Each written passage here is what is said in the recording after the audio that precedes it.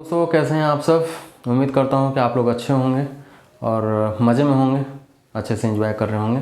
मेरा नाम विकास अजीत है और वंस अगेन मैं यहाँ पे आपके सामने खड़ा हूँ आर्टिकल्स के बारे में डिस्कशन करने के लिए। आई थिंक पार्ट 2 हमने ऑलरेडी डिस्कशन किया और पार्ट 3 वंस अगेन मैं डिस्कशन करना चाह रहा हूँ कि कहाँ पे ए एंड एन का यूजेस हम कर सकते हैं। तो उसके बारे में आज हम फिर से डिस्कशन करने की कोशिश करूँगा और आपको ट्राई करूँगा कि आपको अंडरस्टैंड करा सकूँ। तो ज़्यादा टाइम स्पेंड नहीं करते हुए चलते हैं सीधे टॉपिक की तरफ। तो और यूजेस कहाँ कहाँ होते हैं ए एन का 3 पॉइंट है, मैं आज वो लास्ट कंप्लीट करने की कोशिश करूँगा। पहला, कुछ स्पेशल फ्रेजेस में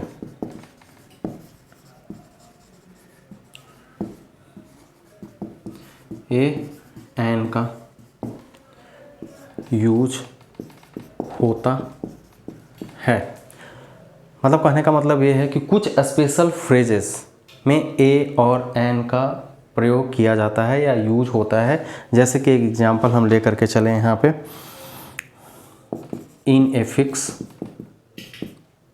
B in a hurry, C don't make a noise, D keep a secret, E as a rule. तो मैंने आपको बोला कि कुछ स्पेशल फ्रेजेस में ए और एन का यूज होता है। जैसे कि एक एग्जांपल लेते हैं। फर्स्ट, इन ए फिक्स, ये एक फ्रेज है। बी इन ए हरी, मतलब जल्दीबाजी में हो आप। डोंट मेक ए नॉइज, हल्ला ना करें या शोर ना मचाएं। कीप ए सीक्रेट, मतलब कि सीक्रेट रखें, कुछ बातों को सीक्रेट रखें। एज ए रूल, जैसा कि रूल है, नियम है। तो यहाँ पे आप देख रहे होंगे कि जो ए 5 जो मैंने एग्जांपल दिया है, इसमें ए का हमेशा यूज आया है। देखिए यहाँ पे भी ये है, यहाँ पे भी ये है। तो ये कुछ स्पेशल फ्रेजेस होते हैं, it's depend on the phrase. वहाँ पे हम ए और एन का यूजेस करते हैं डिपेंड ऑन द वर्ड्स। जैसे कि पहला मैंने आपको एक्सप्लेन किया कि इन ए फिक्स, इन ए हरी, जल्दीबाजी में, डोंट मेक ए नॉइज, शोर ना मचाएं, कीप ए सीक्रेट, सीक्रेट रखें, और एज ए रूल। दूसरे तरफ चलते,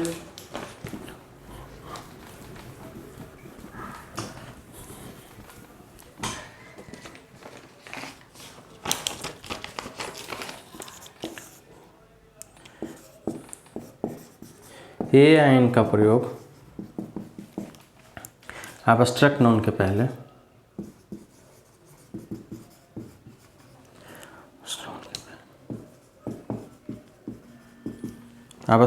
पहले किया जाता है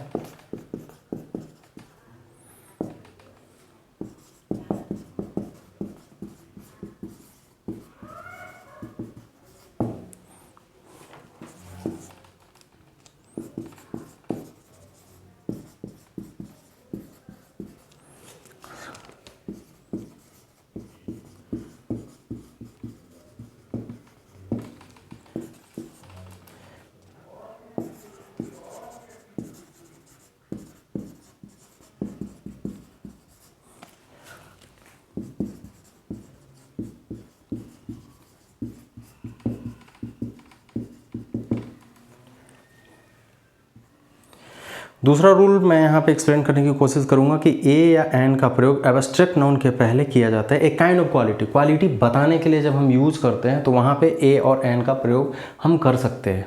कोई ज़रूरी नहीं है, बट मोस्ट प्रोबेबली हम ट्राई करते हैं कि उसमें यूजेस करें। तो यहाँ पे मैंने आपको एक्सप्लेन किया है कि ए या एन का प्रयोग एब्स्ट्रैक्ट नाउन के पहले किया जाता है एक काइंड ऑफ क्वालिटी, उसकी क्वालिटी की बताने के लिए, उसकी विशेषता को दर्शाने के लिए। एब्स्ट्रैक्ट नाउन आपको पता होगा कि कोई भी जो व्यक्तिगत क्वालिटीज़ होते हैं, जो भाव होते हैं, भावनात्मक वस्तुओं को व्याख्या करने के लिए एब्स्ट्रैक्ट नाउन का यूज़ किया जाता है। तो यहाँ पे एक एग्जांपल देखें कि he has received a good education. Good education यहाँ पे क्या है, हम क्वालिटी दर्शा रहे हैं, किसकी, उसकी। He has received a good education, मतलब कि उसने अच्छा एजुकेशन प्राप्त किया है, मतलब कि उसके पास नॉलेज है। हम क्या कर रहे हैं यहाँ पे, he has received a good knowledge. आप पूछ सकते हैं कि ए का यहाँ क्यों यूज कर रहे हैं, तो मैं आपको एक्सप्लेन कर रहा हूँ कि ए एन का प्रयोग एब्स्ट्रैक्ट नाउन के पहले किया जाता है एक काइंड ऑफ क्वालिटी बताने के लिए। जब किसी व्यक्ति की, खास व्यक्ति की विशेषता बताने के लिए जब हम एडजेक्टिव का यूज़ करते हैं या नाउन का यूज़ करते हैं, तो उससे पहले हम ए का प्रयोग करते हैं। जैसे कि he has received a good education, यहाँ पे ए का हमने यूज़ किया है उसकी विशेषता बताने के लिए कि उसके पास अच्छी क्वालिटी की एजुकेशन है। बी यदि देखें example, Ram has a working knowledge of Hindi. Ram has a, यहाँ पे फिर से हमने ए का प्रयोग किया है। उसके पास क्या है, राम के पास क्या है, Ram has a working knowledge of Hindi. Ram को हिंदी के बारे में अच्छी नॉलेज है, मतलब एक तरह से बोले कि अच्छी पकड़ है उसको हिंदी के ऊपर। तो वहाँ पे हम यूज़ करने के लिए क्या किए हैं कि Ram has a working knowledge of Hindi. यहाँ पे ये भी बोल सकते हैं कि Sita has a good education about Marathi. यहाँ पे ये भी एग्जाम्पल बोल सकते हैं कि Sita has a good education about Marathi. Sita के पास क्या है, हम उसके एजुकेशन के बारे में डिफाइन कर रहे हैं, किसके बारे में, कि वो मराठी अच्छे से जानती है। Sita has a good education about Marathi, तो यहाँ पे उसको डिफाइन कर रहे हैं। तो वही यहाँ पे सेंटेंस है कि ए एन का प्रयोग एब्स्ट्रैक्ट नाउन के पहले किया जाता है एक काइंड ऑफ क्वालिटी। यदि किसी व्यक्ति, वस्तु या किसी और चीज़ की विशेषता बताने के लिए जब हम यूज करते हैं एडजेक्टिव का, उसके पहले हम ए का प्रयोग कर सकते हैं, जहाँ की एग्जाम्पल आपको मैंने दिया है यहाँ पे। तीसरे पॉइंट की तरफ चलते हैं।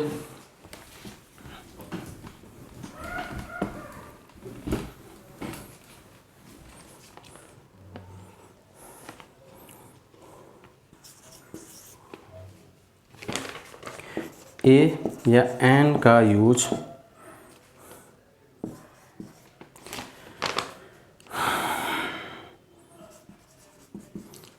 Certain uncountable